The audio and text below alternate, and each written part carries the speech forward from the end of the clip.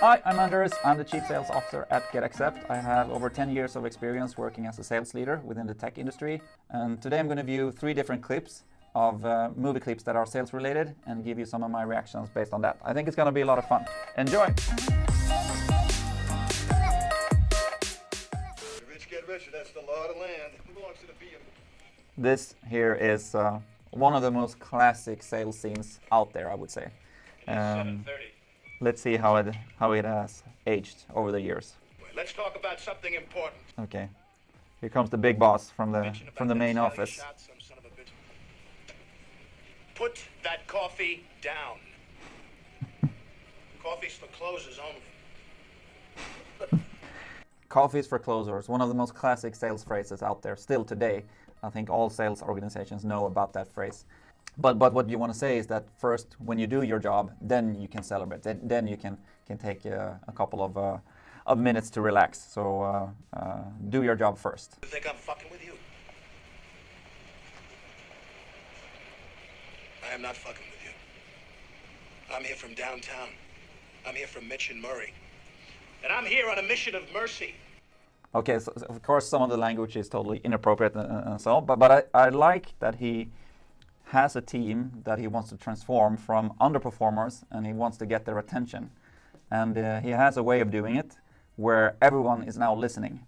And that sometimes is needed in different ways, in sales and in, of course, all different parts of the organization. And I think the essence of what he's doing here, it's not very common, of course, that it's communicated in this way to a sales organization or a team. I think it creates a lot of stress and they're probably not going to perform at their best. But I think the feelings that they're getting can sometimes be something that you as a salesperson get. You might have a one-to-one or you're in a bad situation, and sometimes, you know, the numbers need to be there. It is tough working in sales. Sometimes there is a pressure that you need to bring in the money or this will happen. We need to make a change here. You get the picture? You laughing now?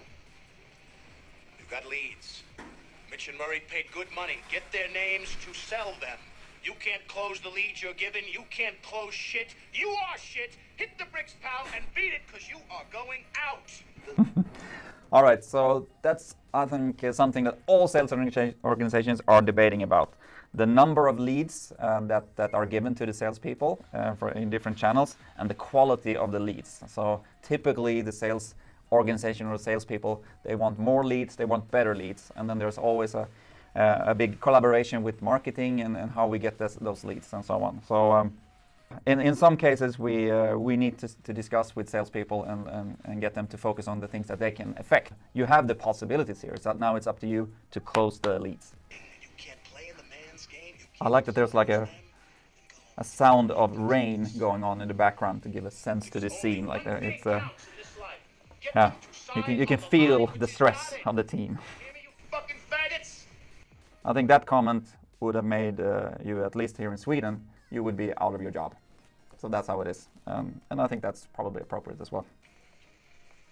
That you would lose your job. A, B, C. A, always B, B, C, closing. Always be closing. Yeah, so always be closing. Also one of these classical things that sales organization has been talking about. I truly don't believe in that we should always be closing. If that means getting to the sale. Always be closing can also mean that you always close on the next stage that you have prepared for. So the closing can be getting a new meeting or getting a part acceptance of some part of the sales funnel. I've also heard a lot of, we're talking about always be qualifying, for instance, that you always should be looking at the dialogue that you have with your customer and looking at it from the customer's view and your view if it's a good match or not. So always be closing tends to lead to if it's getting the sale in all types of the organization, leads to a much too pushy sales approach that I think is not very scalable in the long run.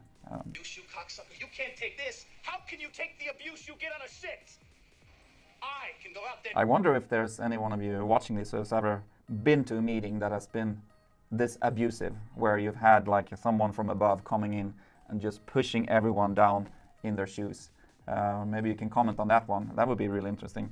I haven't been in meetings that are this aggressive, but the feeling of the sales reps, I can assure you, it happens. I haven't actually seen this one, but it's Brad Pitt. I can't compete against a $120 million payroll with $38 million. Oh. So it seems like he's a sales manager with a classic problem on his hands. He's losing talent to other companies, and now he's trying to get more money from his manager to hire the new team. A quite common solution or situation that you're in, that you need to talk to your manager as a sales manager and find different ways of making it easier to hire talent. Of course, payroll is one of them, but there are many different ways you can recruit talents. You made. Boston just upped it to 775. We had a deal, Scott. We have a deal if it's 8 million. So now he's trying to close the team with the budget he has, but yeah, seems like they had a verbal discussion or verbal agreement that then fell through. Very common, both in recruitment, but also if you're working in sales in general. And I think that's one of the hardest things working in sales. Losing deals at the late stage of the funnel, it really hurts. It really hurts, I can tell you that. Ring, ring. Hello? Hello, this is Dwight Schrute from the Dunder Mifflin Paper Company. Oh, that's great, because I need paper. Excellent, then you are in luck, because we are having a limited time offer only on everything. Oh, this is my lucky day.